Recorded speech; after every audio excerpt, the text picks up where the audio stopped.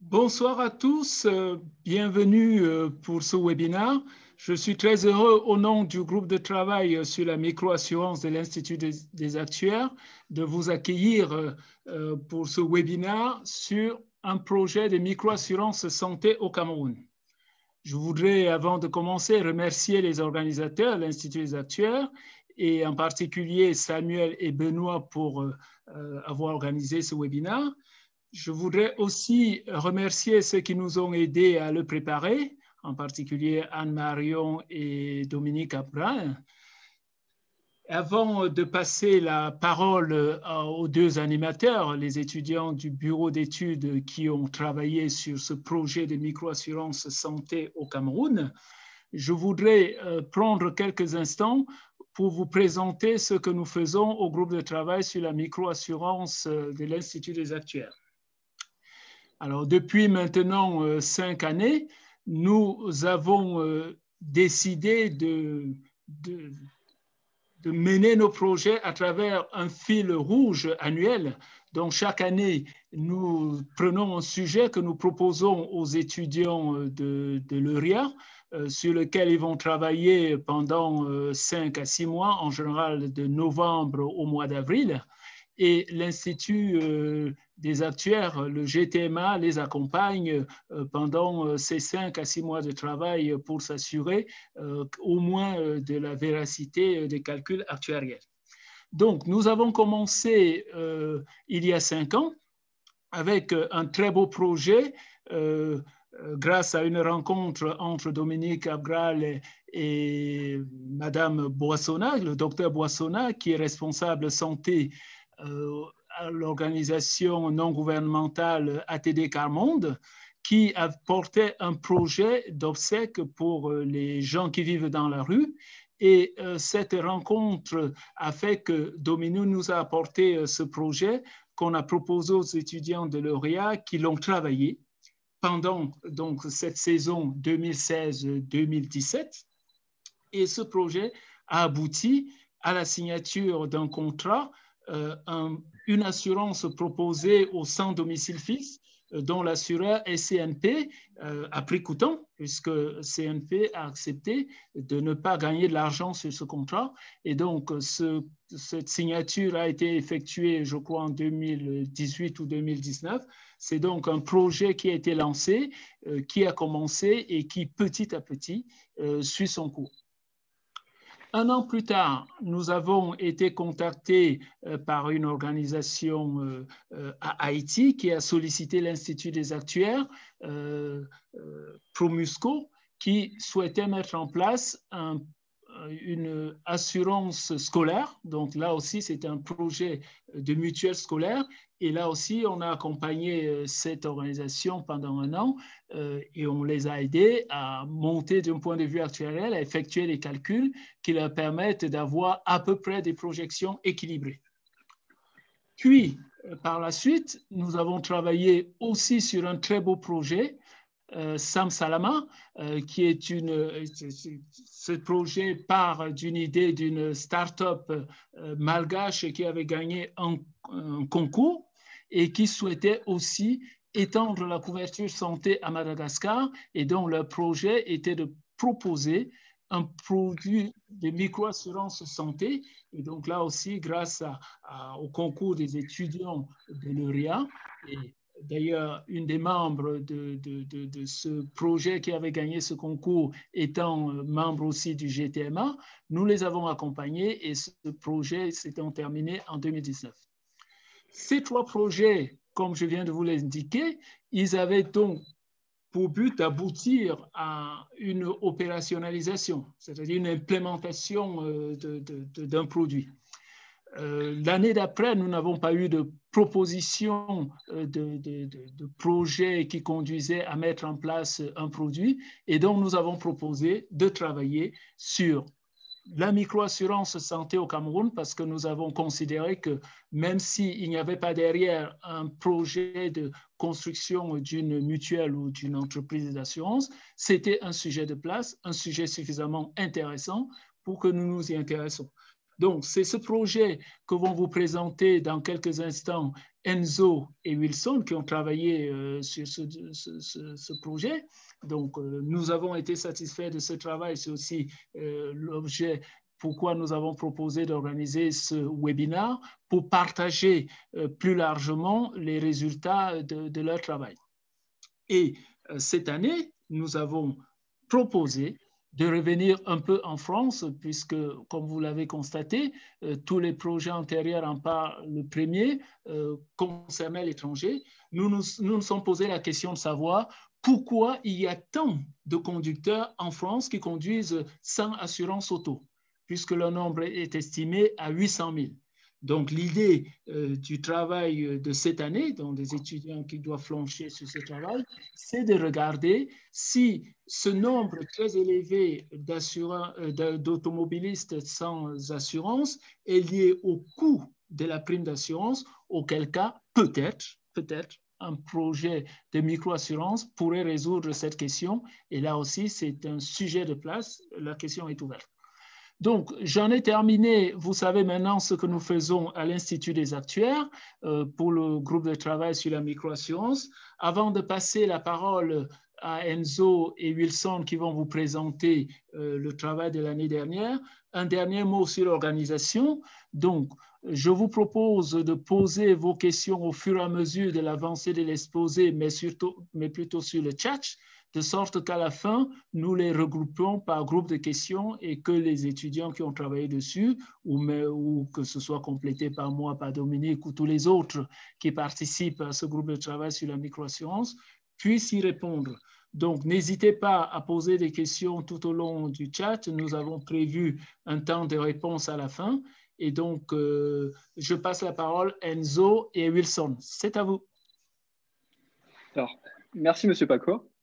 Alors, comme vous l'avez compris, donc, nos travaux s'inscrivent dans la continuité des études qui ont été réalisées avec le GTMA, le groupe de travail de la microassurance. Et cette année, nous nous sommes attaqués à la question du Cameroun, alors à savoir l'implémentation d'une microassurance santé au Cameroun. Lors de cette présentation, nous vous présenterons en quoi la microassurance au Cameroun est une nécessité. Nous vous présenterons dans un second temps les données qui nous ont permis à tarifer notre produit de microassurance. Enfin, nous expliquerons notre modèle de tarification qui se base sur une approche coût fois fréquence. Et pour finir, nous vous présenterons les résultats obtenus. Alors, donc, dans un premier temps, je vais vous présenter rapidement le Cameroun. Donc, le Cameroun est un pays d'Afrique centrale qui se situe au fond du golfe de Guinée, limité au nord par le lac Tchad et à l'ouest par le Nigeria. Alors, d'après l'Organisation mondiale de la santé, le pays comptait en 2019 26 millions d'habitants, avec une caractéristique qui n'est pas des moindres, c'est que la majorité de la population du Cameroun est jeune. En analysant la démographie du pays, en fait, on constate que 43% de la population a moins de 15 ans, et sur les tranches un peu plus élevées, on constate que 3,5% uniquement de la population a plus de 65 ans. Alors, pour vous donner un ordre de comparaison, à l'échelle mondiale, le pays occupe la 40e place au classement des pays les plus jeunes au monde. En analysant cette fois-ci les foyers de population, on constate que 55% de la population vivait en milieu urbain en 2017, autour principalement de 2 foyers de population identifiés, que sont Douala et Yaoundé. Donc, Douala, qui est le chef-lieu du littoral et qui est la capitale économique du pays, et Yaoundé, qui est le chef-lieu de la région centre et la capitale politique du pays. Donc, enfin, très rapidement, quelques mots sur la situation politique du pays. Le Cameroun est au cœur de tensions, notamment avec les régions anglophones de l'Ouest qui souhaitent accéder à l'indépendance. Et ce climat a également des répercussions sur l'économie. Je peux vous citer un rapport qui a été effectué en 2019 par la Banque mondiale, le rapport Doing Business, qui évalue le climat économique d'un pays par le biais de plusieurs indicateurs. Alors, ces indicateurs évaluent justement la propension à justement faire émerger de nouvelles activités, comme la création d'entreprises, les permis de construire qui ont été délivrés, l'obtention de prêts également afin de financer de nouvelles activités, et également l'exécution de contrats entre 2 parties. Et sur ce classement-là, le pays se retrouve à la 166e place sur 190. À savoir que le climat économique n'est pas forcément prospère, comme l'indique le rapport, à l'émergence de nouvelles activités. Alors, avant de s'intéresser donc au contexte sanitaire, on peut se poser une question assez simple. Pourquoi s'intéresser à l'implémentation du microassurance au Cameroun? Ou autrement dit, pourquoi nous avons fait ce bureau d'études en partenariat avec l'Institut des actuaires? Alors, pour répondre à cette question, il faut, dans un premier temps, évaluer les besoins de la population. En effet, les populations à faible revenu sont beaucoup plus exposées aux risques, notamment au risque de décès, au risque de maladie, et ne peuvent se permettre de souscrire à une assurance traditionnelle. En fait, on propose une micro-assurance pour donner en quelque sorte un accès égalitaire, une couverture sanitaire pour tous. Et en analysant les chiffres et quelques statistiques sur la situation de la population camerounaise, on peut se rendre compte qu'effectivement, la micro-assurance est une nécessité. Alors notamment, donc, je vais vous présenter dans un premier temps un rapport qui a été effectué par le Programme des Nations Unies pour le développement et qui a classé les pays en fonction de leur IDH, de leur indice de développement humain. Alors, très brièvement, l'IDH est un indice composite qui est compris entre 0 et 1 et qui se base sur 3 indicateurs. La longévité, qui se mesure par l'espérance de vie à la naissance, le savoir ou l'éducation, avec notamment la durée de scolarisation des enfants, et le niveau de vie qui peut se mesurer par le revenu moyen par habitant, par exemple. Et sur ce classement-là, le Cameroun se place à la 153e place au classement mondial des IDH et à la 23e place des pays africains. Alors, sur l'espérance de vie, donc d'après la Banque mondiale, l'espérance de vie à la naissance d'un Camerounais était de 58 ans et demi. Et toujours pour vous donner un ordre de comparaison, au niveau mondial, on va évaluer cette fois-ci au niveau continental, pardon, le pays se classe à la 43e place au classement des espérances de vie des pays africains. Alors, donc en fait, on observe une précarité des conditions de vie pour une majorité de la population, en ce qui concerne l'éducation, en ce qui concerne également l'emploi, l'habitat, la nutrition également. Et comme nous avons pu le voir précédemment, la population du Cameroun est assez jeune. Et cette population jeune est très touchée par les maladies. On peut en citer l'une des principales causes, comme la malnutrition qui sévit, ainsi que les infections respiratoires, et également les maladies gastro-intestinales qui touchent majoritairement cette population. Donc on peut s'intéresser, pour évoquer ce propos, à la mortalité maternelle. Alors, donc la mortalité maternelle, qui se définit comme le décès d'une femme qui survient au cours de sa grossesse ou dans un délai de 42 jours après sa terminaison. Et au Cameroun, donc en 2016, on a constaté qu'il y avait 596 décès pour 100 000 habitants, avec une moyenne continentale qui était de 542. Ce qui montre que cette mortalité-là est plus élevée pour le Cameroun que pour les autres pays d'Afrique. On peut également s'intéresser à la mortalité infantile, que l'on définit comme le décès d'un enfant de moins de 4 ans pour une naissance vivante. Et l'on a constaté qu'il y avait également en 2018 85 décès pour 1000 naissances vivantes. Et il s'agit donc d'une statistique qui est également assez élevée et qui montre bien sûr que cette population est assez touchée par justement la maladie et bien sûr le décès. Alors au niveau national, donc, on a également beaucoup de maladies qui sévissent au Cameroun. Donc on peut citer la plus connue d'entre elles, qui est le paludisme, et qui est également l'une des maladies les plus virulentes. Alors selon les données du ministère de la Santé publique, le paludisme a causé en 2018 au Cameroun plus de 2 millions de cas, ce qui représente 26% des consultations dans les centres de formation et 31,5% chez les enfants de moins de 5 ans. Le paludisme est à peu près responsable d'une hospitalisation sur 2 au Cameroun, et ce chiffre a été indiqué par le ministre de la Santé, M. Malachi Manaouda.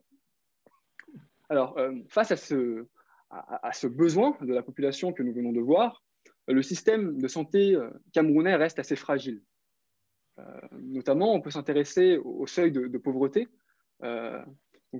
D'après une étude qui a été réalisée en 2018 par l'Institut national de la statistique camerounaise, 38% environ des Camerounais vivent en dessous du seuil de pauvreté. Seuil qui a été fixé à 931 francs CFA, ce qui représente en euros à 1,42 € à peu près par jour. Donc, un seuil de pauvreté qui englobe 38% de la population, ce qui ne permet pas forcément à l'ensemble des Camerounais de posséder une protection sanitaire. Et en quelque sorte, en regardant la proportion justement des personnes qui sont couvertes par une protection, on se rend compte qu'elle est très très faible, puisqu'elle est de moins de 7% dans le pays. C'est là où on voit concrètement la nécessité d'une microassurance et que justement, pour proposer une couverture égalitaire, en quelque sorte, à tous les Camerounais, la microassurance est une nécessité dans le pays. Il est également important de relever un phénomène, et non pas des moindres, c'est que les plus démunis se tournent également vers des guérisseurs, des sorciers, et se soignent sur un marché parallèle des médicaments. Ce marché noir est très important puisque, selon certaines études, il représenterait environ 25% des médicaments consommés dans le pays. Alors, face à ce besoin, le budget alloué à la santé n'est pas suffisant. Le pays avait adopté en 2001 la déclaration des chefs d'État d'Abuja au Niger, qui réunissait l'ensemble des pays de l'Union africaine et qui ambitionnait justement d'allouer 15% au budget national, 15% du budget national au secteur sanitaire. Et on se rend compte que depuis 2011, cette part du budget sanitaire alloué justement, elle n'est que de 6%. Et elle n'est donc pas suffisante pour justement aider et faire face aux besoins de la population. Alors, il y a eu également une nouvelle stratégie qui a été lancée au Cameroun en 2016 et qui avait justement pour objectif de proposer une couverture universelle, mais cette stratégie, malheureusement, peine à entrevoir le bout du tunnel. Donc, on a bien identifié en quelque sorte un besoin. Donc, la microassurance est nécessaire au Cameroun. Et notre objectif est de proposer et de tarifer une police de microassurance pour la population camerounaise. Alors, donc, avant de faire cela, nous avons fait une petite étude de marché afin de voir quels étaient les acteurs qui étaient implémentés localement. Et donc, nous avons, depuis le 18 avril 2019, un premier acteur qui est présent sur le territoire camerounais. Il s'agit de la société Atlantique Assurance IRDT, qui propose son offre Assure-Tous et qui réunit plusieurs prestations, comme vous pouvez le voir sur ce tableau, qui réunit plusieurs prestations comme les hospitalisations, les accouchements, mais également un capital d'essai pour justement payer les frais funéraires. Alors, donc, pour effectuer notre propre produit de microassurance, pour tarifer une police de microassurance, il nous faut bien sûr des données. Et sans données, malheureusement, on ne peut rien faire. Alors, pour la petite anecdote, on a réfléchi à plusieurs pistes initialement, afin de nous procurer ces données pour pouvoir tarifer notre produit de microassurance. Alors, la première idée était de réaliser un sondage en ligne afin de connaître les coûts et les fréquences d'utilisation des prestations. Alors, on voulait demander, par exemple, sur les sondages en ligne, questionner les Camerounais sur le nombre de visites chez un médecin généraliste qu'ils faisaient ou le montant de leur panier moyen de médicaments. Mais le problème avec cette technique-là, c'est qu'on doit avoir en fait un nombre de réponses significatif en un laps de temps très court et surtout limiter le biais lié à ces questionnaires. Donc, on s'est tourné vers une nouvelle technique, à savoir questionner un peu les acteurs locaux, aller sur le terrain et essayer d'avoir une base de données par le biais d'un assureur, par exemple. Mais le problème, c'est également que les données doivent être anonymisées. Donc, il y a une protection des données qui s'opère et on ne peut pas donner des bases de données avec certains noms ou certains prénoms. Donc, il y a un travail au préalable à faire. C'est pour cela qu'aucune de nos demandes n'a été suivie. Enfin, donc, la dernière solution était de faire du bouche à oreille. Et mon camarade Wilson, avec qui je travaillais sur ce projet, est camerounais, donc cela tombait bien, puisqu'il avait justement des connaissances sur le terrain. Et grâce à Wilson, grâce à une connaissance à lui, on a pu avoir une base de données qui présentait cette fois-ci l'avantage d'avoir des données anonymisées, à savoir que toutes les données étaient utilisables dans le cadre de notre étude sans problème de confidentialité. Et donc, c'est grâce à cette base de données d'assurance que l'on a pu tarifier et proposer notre produit. Alors, je vais maintenant laisser la parole à Wilson, qui va vous présenter cette base de données ainsi que notre modèle de tarification. Merci Enzo et bonsoir à tous. Pour ce qui est des données, déjà il s'agit d'un portefeuille d'assurance santé enregistré sur 5 ans allant de l'année 2014 à l'année 2019. Et il s'agissait de deux bases de données, à savoir une base effective qui avait à peu près 124 000 lignes et 9 variables, dont les variables les plus importantes étaient le matricule adhérent et qui avait à peu près 48 500 modalités. matricule qui recensait, qui nous permettait de recenser les bénéficiaires d'un adhérent, le sexe, la ville et les dates d'entrée et de sortie du portefeuille. Nous avons également la base de données acte, en fait, qui enregistrait toutes les prestations payées par l'assureur. Et là, dans cette base de données, on retrouvait des clés primaires telles que matricule adhérent, matricule. On constatait que la base de données avait à peu près 418 000 lignes. Et on retrouvait de nouvelles variables telles que le montant payé, le montant réclamé. Ce qui étaient les prestations payées, elles concernaient les actes hospitalisation, pharmacie, consultation, examen de biologie, accouchement, kinésithérapie, radiologie, optique, dentaire, examen spécial et soins de petite chirurgie. Pour appliquer nos calculs sur ces données reçues, nous avons préalablement apporté des traitements sur ces données car nous avons constaté certaines anomalies. Partant d'une base de données initiale à 100%, nous avons dans un premier temps constaté qu'il y avait des potentiels doublons. Qu'est-ce que nous entendons par potentiel doublon? C'est dans la base effective, ce ne sont pas des lignes qui sont parfaitement identiques, mais ce sont, par exemple, pour un adhérent, constaté qu'il y avait des adhérents qui avaient des bénéficiaires à peu près au nombre de 10, voire de 15, qui avaient la même date de naissance et même la même date d'entrée dans le portefeuille. Cela, ça relevait du surnaturel.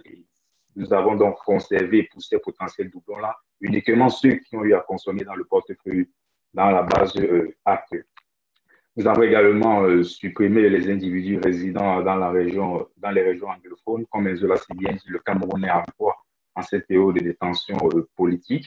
Et cette tension politique-là, les régions anglophones sont concernées. Nous avons donc trouvé pas nécessaire, sinon nos résultats pouvaient être biaisés par une tarification en prenant en compte ces régions-là, car le risque n'est pas maîtrisé dans ces régions. Après ces deux traitements, on perd 5% de la base de données, on se retrouve à 95% de la base de données. Nous constatons après ces deux traitements une autre anomalie qui est celle des dates incohérentes. Ce que nous sous-entendons par dates incohérentes, ce sont des individus qui ont été enregistrés comme sortant du portefeuille, par exemple en janvier 2019, mais qui ont eu à consommer dans le portefeuille en mai 2019 sans être rentrés dans le portefeuille. Nous n'avons pas trouvé cela normal. Nous avons donc proposé deux traitements possibles pour ces individus.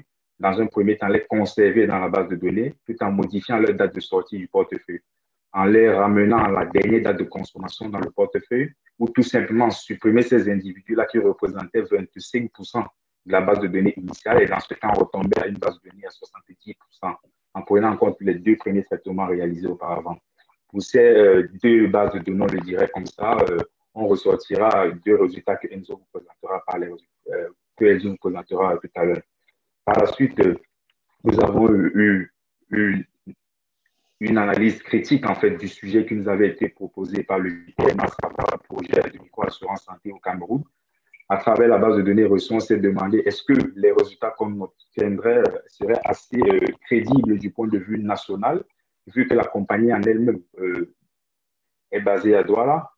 Nous avons constaté, nous avons décidé donc de faire déjà une analyse de la répartition géographique au Cameroun et la comparer à la répartition géographique dans le portefeuille pour savoir s'il y a une très grande, si ce portefeuille est assez représentatif de la distribution des populations au Cameroun.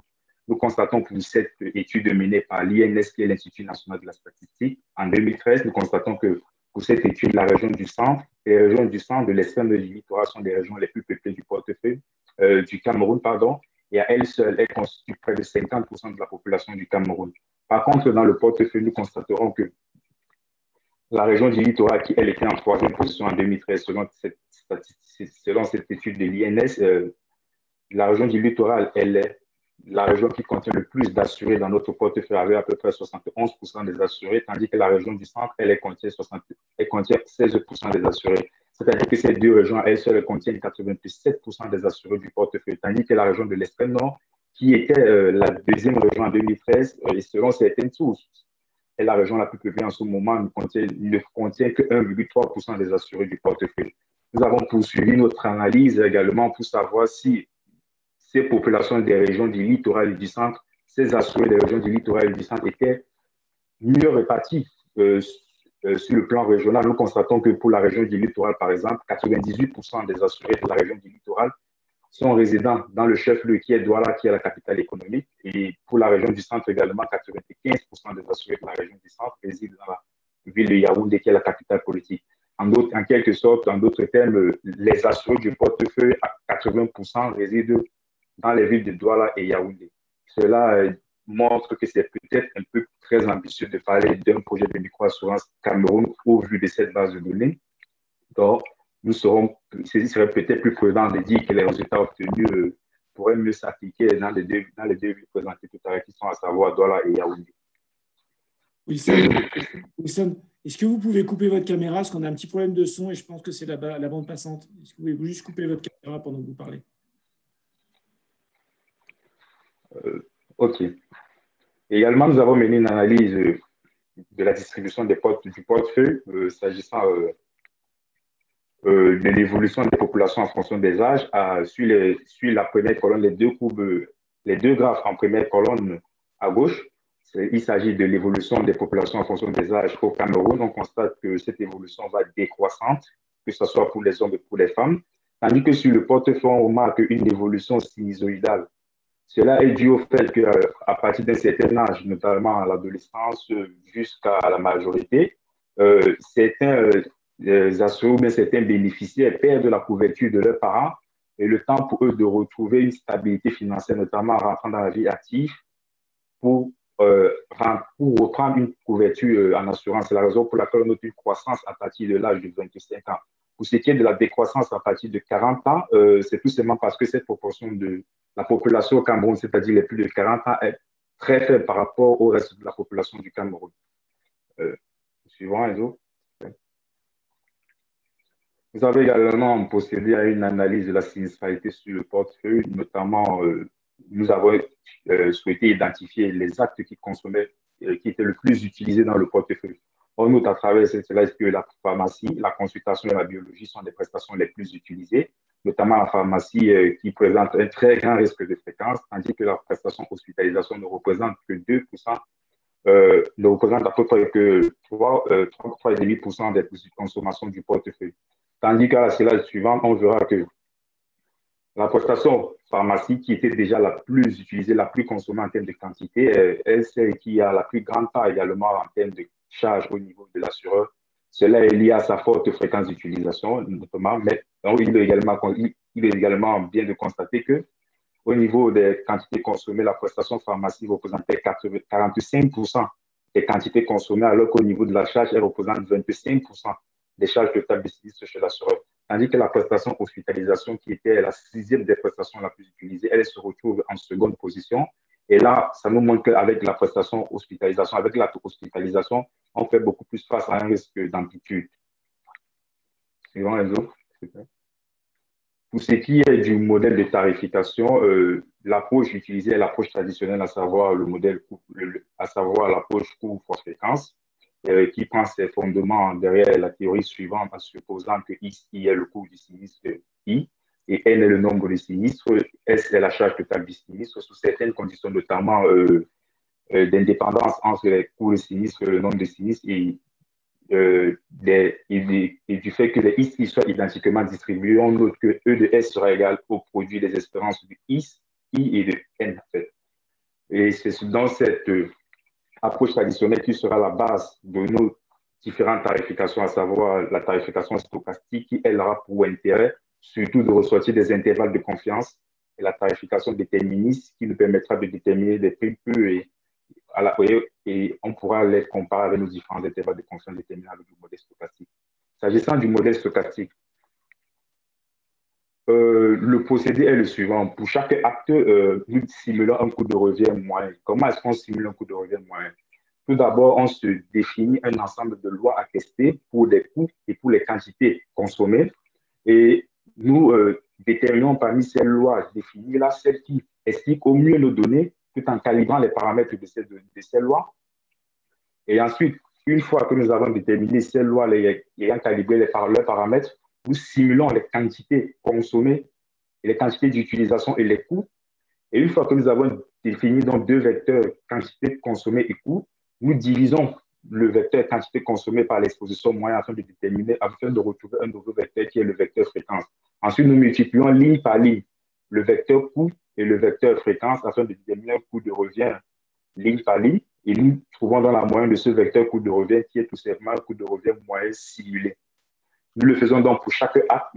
C'est ainsi que nous définissons donc un vecteur simulé de coût de revient moyen pour chaque acte et nous appliquons donc à la formule suivante pour déterminer une prime annuelle plus moyenne en utilisant la corrélation entre les différents actes. Pourquoi la corrélation et pourquoi pas tout simplement la somme entre les différents coûts moyens? Tout simplement parce qu'on s'est rendu compte que faire la somme entre les différents coûts de revient moyens, ça revient à utiliser cette expression mathématique avec une matrice sigma uniquée. Et là, ça suppose que la corrélation est de 1 entre tous les actes. Ça suppose également que celui qui va utiliser la prestation optique va forcément utiliser la prestation accouchement. Nous avons trouvé ça pas cela réaliste. C'est la raison pour laquelle nous utilisons donc cette expression en tenant compte des corrélations entre les actes pour trouver une prime annuelle plus simulée. Et donc, pour les différentes lois testées pour les différents coûts, nous utilisons les lois normales, les lois log normales, les lois gamma. Et pour déterminer la loi qui explique au mieux nos données, nous utilisons les tests d'hypothèse, où l'hypothèse nulle pour nous, ce sera de supposer que la loi théorique testée est égale à la loi théorique recherchée associée à nos données. Nous utilisons donc les différentes statistiques de tests pour ce test d'hypothèse, à savoir la statistique de test de Kolmogorov-Smirnov, Anderson-Daly, Kramer-Von-Mice, et pour ces statistiques de tests supérieures à un certain seuil défini par un niveau de risque alpha, la loi testée sera rejetée et la loi qui nous arrangerait au mieux, vu qu'on est en train de comparer plusieurs lois, sera celle qui minimisera ces différentes statistiques de test. Également, nous utilisons également deux autres critères, à savoir le critère de l'AIC et le BIC, qui sont des critères très utilisés en modèle linéaire pour déterminer lequel des modèles explique mieux nos données. Il faut savoir que le principe de l'AIC et de BIC, c'est juste de faire un compromis entre le biais d'un modèle qui diminue avec le nombre de paramètres et la pénalité qu'on accorde au modèle qui a le plus de paramètres. C'est la raison pour laquelle vous verrez le premier terme représente tout simplement Ln2, L qui est la fonction de vraisemblance du modèle utilisé, et le deuxième terme qui est 2K, avec K qui est le nombre de paramètres du modèle. Et N est tout simplement la taille de l'échantillon. Le modèle BIC s'inspire du modèle de l'AIC, ce que lui vient beaucoup plus pénaliser le modèle qui utilise le plus de paramètres. Pour illustrer tout cela, nous vous présentons quelques résultats de nos différents tests statistiques. Déjà, avec des graphes, il s'agit d'une comparaison des fonctions de répartition empirique et théorique testées.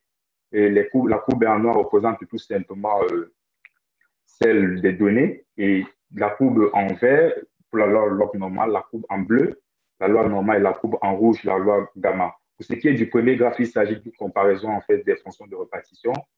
On constate que la loi normale, qui est la courbe inférieure, sous-estime les fonctions de répartition, sous-estime la fonction de répartition empirique, tandis que la loi log gamma la loi log normale et gamma s'ajuste plus ou moins bien aux données empiriques, du moins à la fonction empirique, la fonction de répartition empirique. Pour ce qui est de la fonction densité, on constate avec la courbe à droite, bien sûr, toujours en première ligne, on constate bien sûr que la loi normale toujours sous-estime la fonction de densité, tandis qu'il est difficile de départager la loi gamma et la loi log normale. Pour ce qui est des courbes inférieures, à savoir les QQ-plots et les PP-plots, avec une représentation en ordonnée des données empiriques, on constate que la courbe en vert, qui est la loi log normale, est un peu lourde par rapport à la courbe empirique. Pour ce qui est du QQ-plot, ce qui veut dire que la loi log normale elle surestime en fait les quantités empiriques, tandis que la loi gamma et la loi log normale, la loi gamma et la loi normale sous-estiment les quantités empiriques, et encore plus même pour la loi normale. Et pour départager, donc comme vous le voyez également avec le PP-plot, la loi gamma et la loi log normale s'ajustent plus ou moins à l'évolution des fonctions de répartition en fait, et pour donc les départager, nous utilisons dans les différents tests statistiques proposés tout à l'heure, présentés tout à l'heure, on constate que celle qui minimisera en fait toutes ces statistiques de tests, toutes ces statistiques de tests, c'est la loi log normale et c'est celle qui sera retenue pour l'acte pharmacie. Pour ce qui est des quantités consommées, nous utilisons également trois lois, à savoir la loi de Poisson, qui a pour propriété, l'espérance d'une loi de Poisson est égale à la variance d'une loi de Poisson. Mais cette propriété n'est pas toujours vérifiée face à certaines données, notamment aux données qui ont un très grand nombre de zéros pour ce qui est des quantités consommées.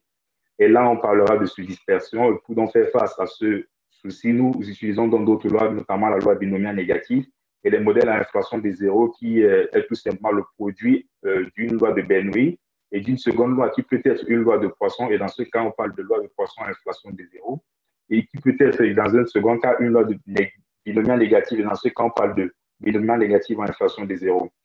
Pour illustrer également justement de nous donner quantité consommée avec les différentes lois présentées tout à l'heure, on constate que dans ce cas que la loi de Poisson sous-estime les quantités négatives. La loi de Poisson qui est présentée avec le premier graphe en première ligne et à gauche, en courbe bleue, elle sous-estime les quantités nulles. Et pour ce qui est des quantités positives, dans l'intervalle 1, 3, elle surestime ces quantités-là.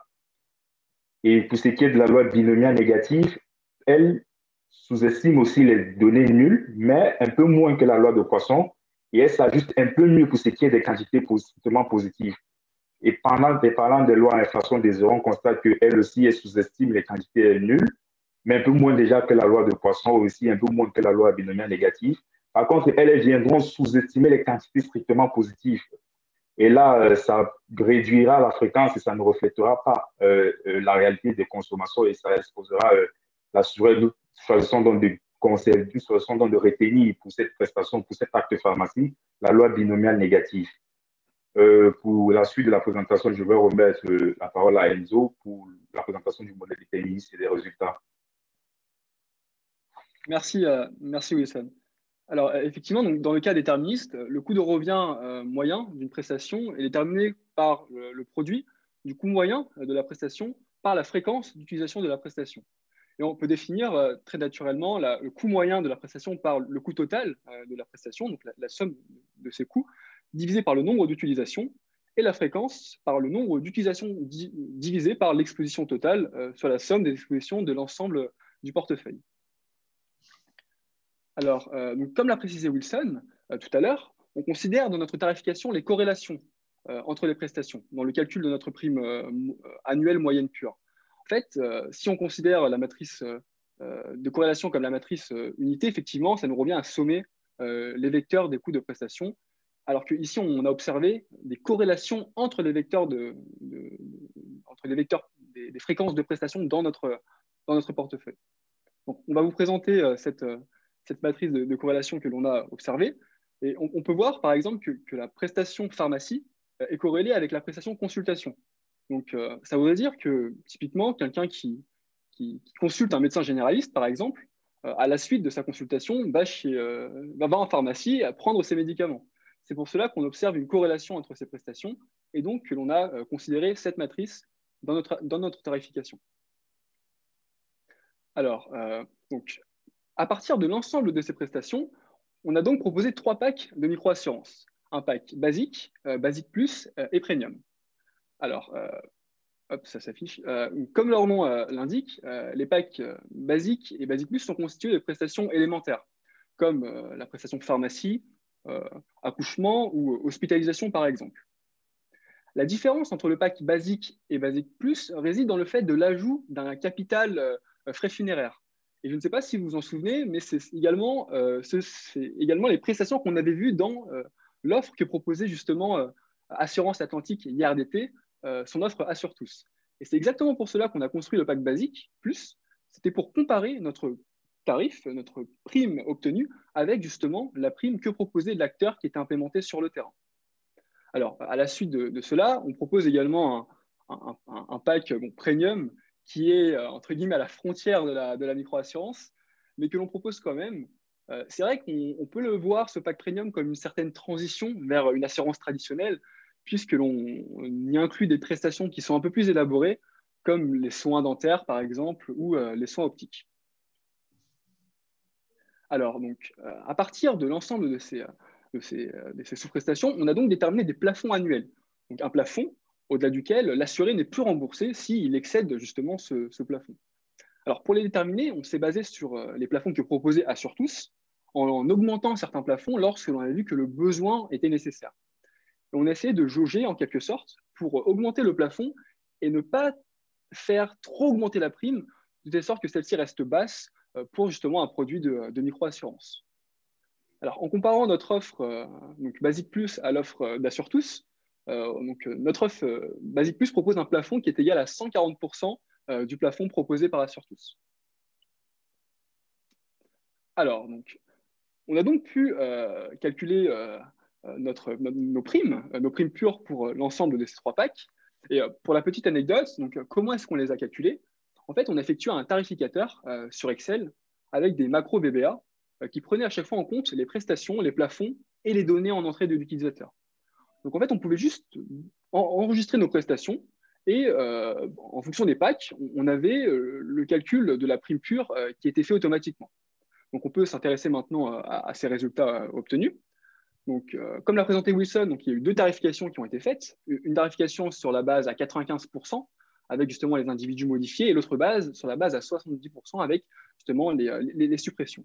Et on peut voir, en regardant ces résultats-là, que la prime est plus élevée pour la prime sur la base à 95% que sur la base à 75%. Et cela peut être expliqué par le fait que les fréquences en fait, étaient plus importantes pour les individus, pour ces individus-là, puisque sur la dernière année, en fait, on a modifié leur date de sortie, donc on a réduit leur exposition, et par conséquent, on a augmenté la fréquence. Alors, au sujet maintenant de la partie stochastique que vous a présenté Wilson tout à l'heure, en fait, l'intérêt de la simulation stochastique, c'est d'obtenir un intervalle de confiance, afin de voir si justement notre prime calculée déterministiquement appartient ou non à cet intervalle. Et donc ici, on peut afficher nos résultats pour justement alors, excusez-moi. Alors, donc ici, on a déterminé pardon, pour chaque sous-prestation les lois, donc les lois pour les coûts et les lois pour les quantités. Et à partir justement de ces 2 modélisations, on peut par la suite déterminer notre prime pure et effectuer nos simulations. Alors, donc on peut maintenant s'intéresser aux résultats obtenus. Donc, on va vous présenter les résultats pour la base à 95%. Et donc, on observe pour cette base à 95% que la prime pure stochastique est très proche de la prime pure déterministe pour les 2 prestations, ou plutôt pour les 2 packs Basic et Basic Plus. On a 37,93 € pour le pack Basic et 37,10 € avec la prime déterministe, 46,93 et 46,10 pour le pack Basic Plus, avec une différence qui est un peu plus marquée pour le pack Premium, une différence qui est un peu plus significative. Et on peut naturellement l'expliquer, comme l'a dit aussi Wilson tout à l'heure, c'est que lorsque l'on a modélisé en fait, nos lois, en fait, parfois on avait une sous-estimation des coûts et des fréquences pour certaines prestations. Ce qui fait qu'on a, pour la prime justement stochastique, une prime qui est inférieure à la prime calculée déterministe pour ces prestations. Alors, enfin, lors de ce projet, nous avons, dans un premier temps, montré qu'une micro-assurance au Cameroun était nécessaire, afin d'apaiser, comme on l'a vu, en quelque sorte, les maux du système camerounais. Donc, on a déterminé 3 primes pures de micro-assurance, 3 packs évolutifs, 3 packs qui montent en gamme, donc le pack Basic, Basic Plus et Premium. Alors, il est important de rappeler que dans cette étude-là, on s'est limité au calcul de la prime pure. Donc effectivement, pour calculer une prime commerciale, il fallait prendre en compte les chargements, donc de gestion, d'acquisition, mais on ne pouvait pas, on aurait pu la calculer, mais en posant des hypothèses assez lourdes pour confronter notre résultat, donc notre prime pure, à la prime pure proposée par Assure Tous. Mais ce n'est pas ce qu'on a fait, on s'est limité à la prime pure dans notre cas. Ce qui, je l'accorde, est un peu plus difficile à comparer avec la prime d'Assure Tous, mais on peut quand même interpréter cette prime que l'on a obtenue en fonction justement de la prime commerciale d'Assure Tous, comme vous le montre le tableau. Alors, on a donc une prime commerciale de 45,07 € pour le produit qui est commercialisé actuellement au Cameroun. Et donc, en comparant nos résultats en fonction de Assure Tous, donc on a un plafond pour le pack Basic Plus, donc celui qui se rapproche le plus de celui-là, de 140% du plafond d'Assure Tous, avec une prime déterministe de 101%, ce qui est cohérent, puisqu'on obtiendra une prime commerciale qui sera plus élevée, étant donné qu'on considère, nous, des primes pures, mais on a également un plafond qui est plus important. Il est nécessaire aussi, bien sûr, de rappeler que l'ensemble de ces résultats, comme on l'a vu, sont issus d'une base d'assurance santé. avec des individus qui vivaient principalement à Douala et à Yaoundé. Donc, l'une des premières approches ou l'une des perspectives futures à traiter serait d'intégrer des coefficients d'ajustement pour justement, des coefficients d'ajustement pour justement, pour calculer, pour ajuster cette prime sur l'ensemble du territoire, afin de calculer une prime pour justement l'ensemble des Camerounais. Et enfin, donc, toujours dans cette démarche, les assurés d'assurance traditionnelle consomment généralement plus que les individus couverts par une police de microassurance. Et donc, ça serait également de prendre en compte des facteurs d'ajustement afin d'ajuster ces fréquences d'utilisation et donc, par conséquent, de trouver une prime qui sera plus basse pour notre application dans le cas de la microassurance. Alors, nous vous remercions de votre intérêt et pour votre écoute. Nous sommes très contents de voir que cette présentation a suscité beaucoup d'intérêt puisque vous êtes très nombreux à nous avoir suivis. Donc, nous répondrons à vos questions si vous en avez avec plaisir. Merci, merci Enzo, merci Wilson pour cette présentation. Justement, effectivement, il y a un certain nombre de questions que je vais vous passer. Donc, nous avons à peu près encore 12, enfin une bonne dizaine, quinzaine de minutes maximum pour répondre aux questions. Nous avons la première question qui justement a été posée par Renata Delez qui est à Dakar actuellement pour un projet de microassurance et qui pose la question sur votre portefeuille. Donc, elle veut savoir si la clientèle de ce portefeuille est une clientèle d'un produit d'assurance classique ou si cette clientèle est comparable à la population ciblée par un produit de microassurance.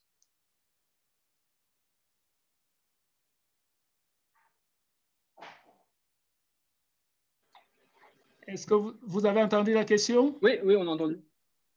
Alors, vous pouvez répondre rapidement si vous voulez, je complète, mais je pense que il s'agit d'une compagnie, il s'agit du portefeuille d'une compagnie d'assurance traditionnelle, donc ce n'est pas le portefeuille d'une compagnie, d'une micro-assurance en fait. Donc, on a fait avec, c'est la raison pour laquelle Enzo parlait des fréquences qui pourraient être plus élevées vu qu'il s'agit d'une assurance traditionnelle et qu'il y aurait peut-être un besoin de corriger les fréquences pour passer à une micro-assurance en fait. Parfait, c'est exactement ça.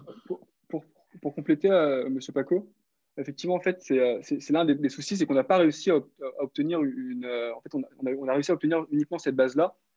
Donc, effectivement, il faudrait réajuster les fréquences pour qu'elles correspondent à de la microassurance, étant donné que les données qui étaient présentes dans la base provenaient d'une assurance santé, en quelque sorte. OK. Toujours Renata qui a posé une deuxième question. Alors, je pense que la réponse est rapide, mais je pourrais même répondre. Elle demande si vous avez enquêté sur les deux notions qui sont souvent importantes en ce qui concerne la microassurance, qui est la willingness to pay et la availability to pay. En gros, sur ces notions de est-ce qu'on a la volonté de payer ou est-ce qu'on est disponible à payer. Donc, je pense que c'est un projet, comme je vous ai indiqué, sur 5-6 mois. Alors, vous pouvez répondre en un mot, mais je pense que j'ai indiqué à peu près. Alors, étant donné qu'on se basait sur… donc, on a pris un référentiel, en fait, on s'est basé sur l'acteur qui était implémenté sur le terrain, donc qui assure tous. Et donc, on a essayé de se baser sur les mêmes plafonds et donc d'avoir en quelque sorte les mêmes résultats également. Donc, on suppose que si Assure tous est implémenté avec ces tarifs-là, c'est que bien sûr, les personnes étaient disposées également à payer cette prime pour être assurées. Merci. Alors, on a une question d'Abel Constant Nana qui nous demande, qui pose aussi une question sur le contenu du portefeuille et qui veut savoir si vous avez des informations sur la CSP des gens qui sont dans ce portefeuille parce que, comme il dit, on sait bien que la microassurance s'adresse aux personnes à faible revenu. En revanche, qui dit faible accès à l'assurance et aussi faible accès à la santé. Ce qui n'est pas totalement vrai pour la faible accès à la santé. Faible accès à l'assurance, oui, mais faible accès à la santé, non. Est-ce que vous avez une réponse à lui apporter? Est-ce que vous avez des informations sur la catégorie socio-professionnelle? Non, la base de données ne disposait pas de variables enseignant à la catégorie socio-professionnelle. D'accord. C'est pas le Donc, cas. OK, donc il y a une réponse claire, hein, on n'a pas cette information-là. En revanche, on sait bien que les populations cibles à microassurance ont effectivement un faible accès à l'assurance, mais je disais qu'elles n'ont pas un faible accès à la santé parce que traditionnellement, ce sont des gens qui se soignent par des approches traditionnelles. Et approche qu'a appelé maladroitement Enzo tout à l'heure en disant qu'ils vont voir les guérisseurs, les sorciers. Un sorcier n'est pas un tradit praticien. Donc, ils ont bien, ils ne sont pas dans le système de soins classiques, le système entre guillemets dit moderne, mais ils ont bien leur accès traditionnel à leurs pratiques médicinales qui sont des approches plutôt traditionnelles. Sinon, on a une autre question. On a une question de Magali qui vous demande le plafond, dans le plafond que vous avez indiqué là, sur les plafonds, j'imagine, de remboursement. Elle demande ces plafonds correspondent à combien de visites chez le médecin?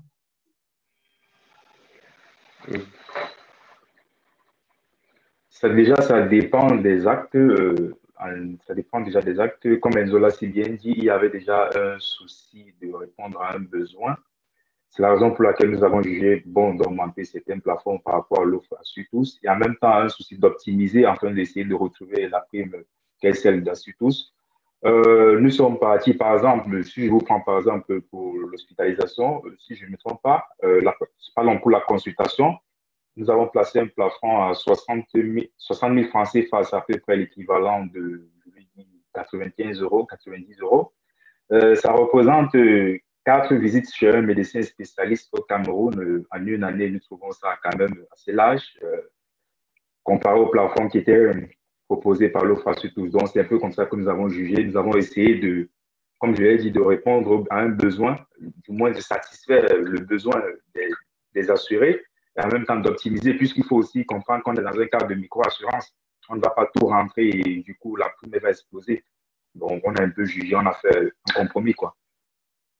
Merci Wilson pour cette réponse. On a une question de Kwando qui vous dit déjà bravo pour ce travail formidable et qui pose ensuite la question de savoir quelles sont les raisons du faible taux de pénétration du marché. J'imagine lorsque vous indiquez que l'assurance ne touchait que 7% des Camerounais et voulait savoir si votre modèle peut permettre d'accroître ce taux de pénétration.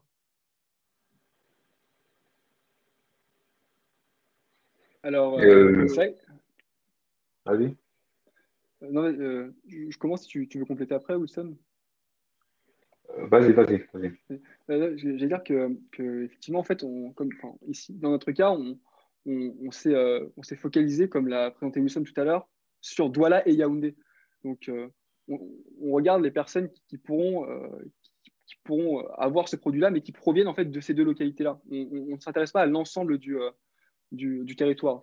Donc, le chiffre de 7% ici que l'on a présenté, c'est moins de 7% de la population camerounaise qui n'est pas couverte par une protection sanitaire. Donc, il y a une différence en fait entre considérer uniquement deux localités et considérer l'ensemble de la population sur ces deux chiffres. Je laisse Wilson compléter. Et aussi, j'aimerais ajouter le taux de faible pénétration peut être aussi lié au fait, c'est peut-être aussi culturel.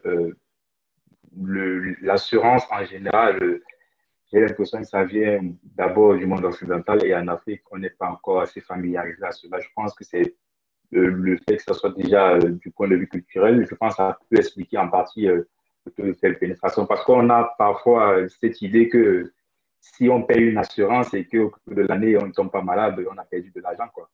Donc, ça peut être déjà culturel. Maintenant, le fait de savoir si notre modèle peut améliorer, peut-être, oui, je dirais, mais pas que ça, parce qu'il faut aussi des investissements, ben, il faut des investisseurs derrière.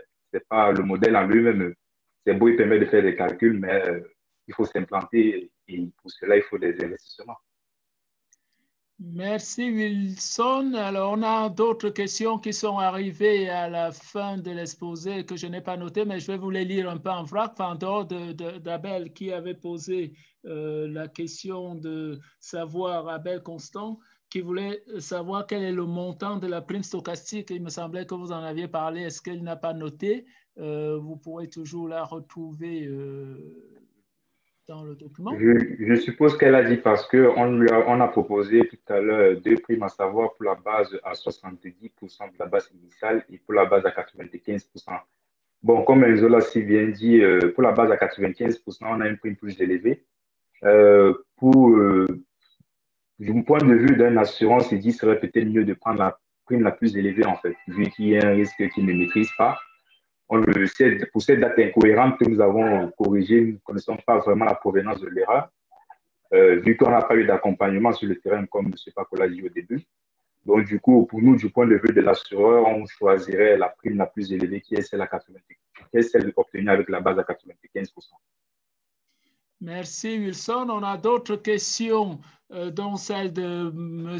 Banassoubek, qui vous demande si vos calculs de primes sont faits en prenant en compte la capacité de la population à pouvoir s'octroyer cette dernière aisément. Autrement dit, ça renvoie un peu à la question de Renata tout à l'heure sur la availability to pay. Est-ce que vous avez pris en compte le fait qu'on peut simplement payer la prime? Effectivement, c'est un peu la même question que tout à l'heure. À savoir on s'est basé sur l'acteur local et on n'a pas fait une étude supplémentaire pour compléter justement, ou pour sonder la population. Vraiment, on aurait pu faire un sondage pour savoir justement si un tel montant de prime était acceptable et si la personne pouvait justement, était enclin à payer ce montant pour être assuré. Mais dans notre cas, on s'est arrêté également à la prime pure. Et donc là, il fallait aussi rajouter des hypothèses, notamment sur les chargements d'acquisition, les chargements de gestion. Alors, j'ai vu passer tout à l'heure dans les commentaires quelqu'un qui disait qu'il fallait ajouter 35% pour obtenir la prime commerciale. J'ai vu passer quelque chose comme ça. Donc, merci pour l'information. Ça pourra peut-être nous permettre de faire une comparaison pour le futur.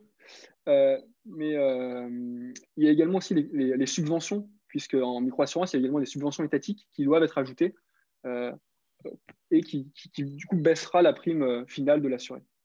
Donc ça renvoie, ça rejoint une question qu'a posée à nouveau Renata sur le fait de savoir est-ce que vous avez pris en compte ou considéré le modèle de microassurance qu'avait proposé le groupe de travail sur la microassurance de l'association actuarielle internationale avec Milliman, vous savez, le fameux modèle de tarification.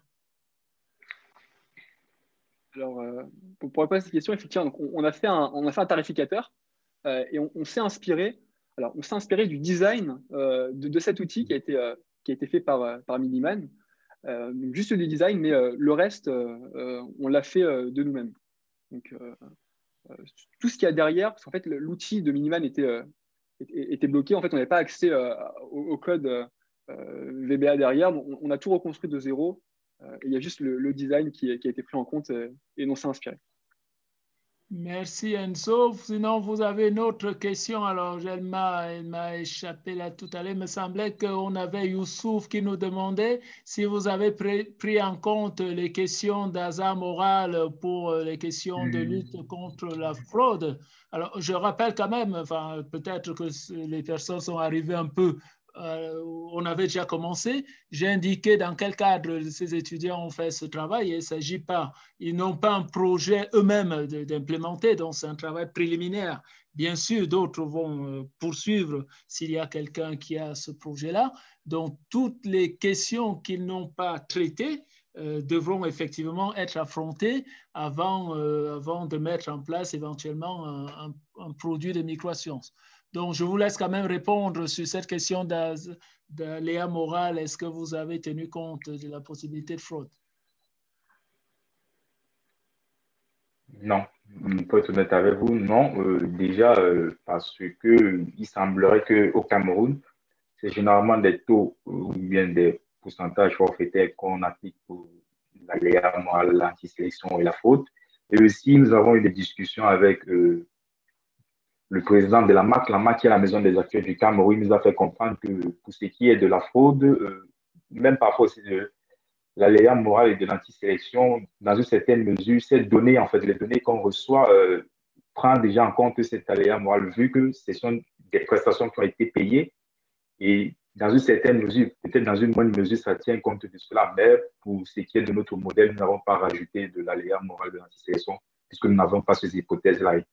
C'est la raison pour laquelle Enzo a tenu à présenter la prime plus en pourcentage de la prime commerciale de l'offre à tous pour montrer la marge que celui qui serait intéressé par le projet a pour s'implanter au Cameroun, pour dire, bon, voilà la marge qui est là, avec une amélioration du plafond global à 140%. Et vu la marge qu'il a au niveau de sa prime, comment est-ce qu'il pourrait jouer avec ses coefficients d'aléa moral et même de bénéfices, tout en tenant compte des subventions, comme Enzo l'a dit, pour retrouver une prime commerciale.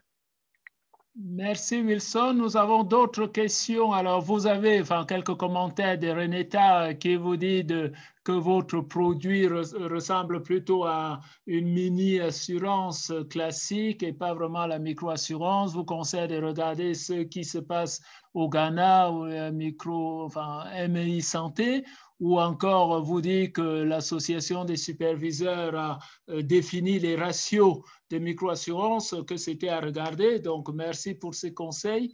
Mais je pense que ça, c'est un premier travail qui sera approfondi par les uns et par les autres.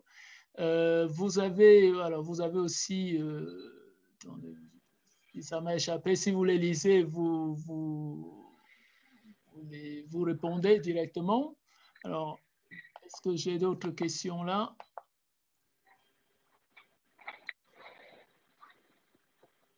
Alors moi, pendant que j'essaie d'identifier si j'ai d'autres questions, je vais peut-être vous poser la question. Est-ce que ça vous a donné envie de relever le défi sur la question d'augmenter la couverture micro-assurance au Cameroun ou pas? Enzo, tu commences? Je t'en prie, Wilson. Oui, déjà, il y a, comme Enzo l'a si bien dit, le taux de couverture est très faible en assurance au Cameroun. Moi qui suis originaire du Cameroun, j'ai eu des proches qui n'ont pas pu se soigner du fait du manque de moyens. Donc, moi, à titre personnel, oui, c'était un challenge de travailler sur ce sujet. D'ailleurs, je profite pour vous remercier, vous, le GTM, de nous avoir accompagnés durant ce parcours l'année dernière. Et pour moi, c'était un challenge, ça reste un challenge. Merci. Moins qu'Enzo, est-ce que vous avez déjà lancé une levée de capitaux pour accompagner Wilson ou quelques autres pour ce challenge? Ça, c'est ça que ça a été un plaisir surtout de travailler sur ce projet-là. Et aussi avec Wilson, Wilson était camerounais, donc on a pu avoir, grâce à lui, des données. Que sans données, on n'aurait pu rien faire. Et c'est ça que sur le challenge d'augmenter la couverture au Cameroun, on a vu qu'il y avait un réel besoin. Donc effectivement, si on peut faire en sorte que le pourcentage de personnes couvertes puisse augmenter, puisqu'on a vu que la politique en matière de santé était un peu à la traîne ces dernières années et que les objectifs n'étaient pas accomplis, ça serait bénéfique, bien sûr, et je trouve que c'est important au vu des besoins de la population. Tout à fait. Merci Enzo, merci Wilson. Alors pour terminer, nous avons, il y a Virginie Pouna qui nous donne son mail et qui dit qu'elle est dispo pour en discuter. Alors je voudrais indiquer à Virginie, comme d'ailleurs à tous les autres, que le GTMA est ouvert à toute adhésion, à toute contribution. Donc nous nous réunissons une fois par mois, tous les mois. Cette année, c'est globalement les jeudis. Et vous trouvez le programme de nos réunions sur le site de l'Institut des actuaires. Maintenant que nous arrivons au terme de cette présentation, je voudrais encore remercier en particulier Enzo et Wilson pour ce beau travail. Je n'ai pas toujours cité les félicitations qui sont arrivées dans le chat, mais je pense que vous avez compris à la fois par ce que le GTMA vous a dit l'année dernière et par cette proposition d'organiser ce webinaire, que vous avez fait un bon travail et puis comme vous n'avez pas terminé, et que j'espère que l'EURIA sera content de vous, que vous poursuivez des bonnes études. Je voudrais aussi peut-être, alors je ne sais pas si Samuel ou Benoît veulent reprendre la main pour répondre. Alors je vois que j'ai de nouveaux messages. J'espère qu'il ne s'agit pas de questions parce que nous avons débordé le temps qui est imparti pour ce webinaire. Donc, je vais repasser la main peut-être à... Est-ce que Samuel, est-ce que Benoît, vous voulez dire quelque chose? Moi, j'en ai terminé en remerciant encore l'Institut pour l'organisation, en remerciant à nouveau ceux qui nous ont aidés à préparer ce webinaire, Anne-Marion et Dominique Capral, en remerciant encore Wilson et Enzo pour leur présentation. Voilà, je passe la parole à Samuel. Non, mais je n'ai pas grand-chose à ajouter. Merci à toutes et à tous pour votre participation. Et surtout, si vous voulez rejoindre le GT Microassurance, rendez-vous sur le site et vous pourrez déposer vos candidatures. Et je crois qu'Auguste et l'ensemble du groupe seront heureux de vous y accueillir. Et bravo Enzo, bravo Wilson et bonne continuation. Merci à toutes et à tous. Merci encore. Merci à tous. Bonne soirée à tous. Merci.